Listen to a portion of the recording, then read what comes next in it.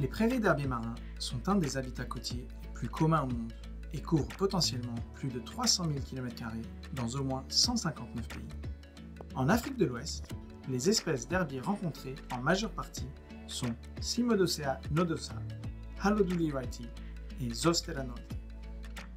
Bien qu'il y ait peu d'espèces en Afrique de l'Ouest, ces herbiers fournissent quand même de multiples bénéfices et services écosystémiques pour les communautés et la biodiversité marine, notamment la sécurité alimentaire, la protection du littoral, l'amélioration de la qualité de l'eau, l'atténuation du changement climatique, l'augmentation de la biodiversité et la provision de bénéfices culturels.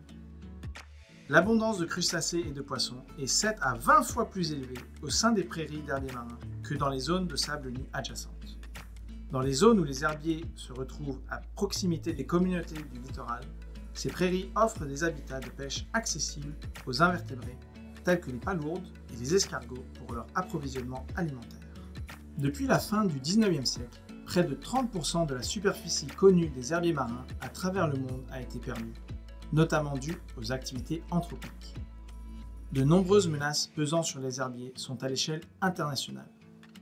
Les effets du changement climatique sur les océans qui augmentent leur température et leur acidification, les tempêtes et la hausse du niveau de mer. Cependant, il existe de nombreuses actions que les parties prenantes et les utilisateurs locaux peuvent prendre pour empêcher la dégradation des herbiers marins le long des côtes ouest-africaines. Voici quelques-unes des menaces locales auxquelles les herbiers sont exposés et les actions qui peuvent être entreprises pour aider à les protéger.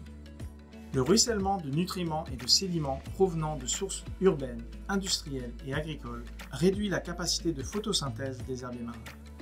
Localement, l'impact de ces polluants peut être évité en ne déversant pas de déchets, d'essence, d'engrais ou de produits chimiques dans les océans et les estuaires. Les activités de pêche non réglementées telles que le dragage et le chalutage peuvent entraîner le déracinement physique des herbiers. Des restrictions de pêche mieux respectées dans les aires marines protégées et dans d'autres zones spécifiées permettraient aux herbiers marins d'être moins endommagés. Les activités nautiques, en particulier dans les ports et les sites de débarquement, peuvent également entraîner des dommages physiques directs aux herbiers, causés par les hélices et les ancres. Les pêcheurs sont encouragés à ne pas mouiller dans les herbiers et à ne pas faire tourner les moteurs dans les eaux peu profondes pour éviter ces dommages. Le développement côtier sous la forme de marinas, d'hôtels, de canaux et d'autres infrastructures peut également fragmenter les prairies d'herbiers marins. Bien que certains développements soient inévitables, plaider pour la création d'aires marines protégées ou l'élaboration de plans de gestion intégrés des océans peut aider à protéger les prairies d'herbiers vulnérables. Dans les zones où les étendues d'herbiers marins connaissent un déclin important, la restauration est un outil indispensable pour rétablir les écosystèmes dégradés dans leur état d'origine.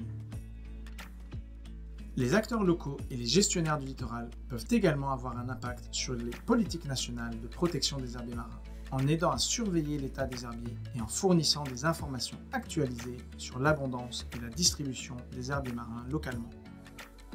Grâce à la collecte régulière de données sur les herbiers, les gestionnaires du littoral peuvent mieux surveiller l'état de santé des herbiers marins dans le temps pour analyser l'efficacité des mesures de protection mises en œuvre localement, ainsi qu'identifier de nouveaux sites de conservation potentiels. Des techniques de surveillance simples incluent la collecte de données à partir de transects dans des zones définies. Un des outils standards souvent utilisés sur le terrain pour le suivi des herbiers est le quadrate. Lorsqu'il est baissé sur le fond marin, ce cadre de 50 cm sur 50 cm permet de mesurer la hauteur et la densité des pousses d'herbier, le pourcentage de couverture, la composition des sédiments et d'identifier les espèces d'herbiers ainsi que la faune marine présente. L'abondance de la faune au sein de l'échantillon peut varier considérablement selon le site d'échantillonnage et la saison. Il est donc recommandé de faire le suivi des sites entre 1 fois par trimestre et 2 fois par an. Dans l'ensemble, les herbiers marins offrent une valeur immense aux communautés et à la vie marine d'Afrique de l'Ouest. Bien que les herbiers soient menacés par les activités anthropiques, il existe de nombreuses opportunités pour les acteurs locaux de faire le suivi et de protéger ces écosystèmes importants activement à l'avenir.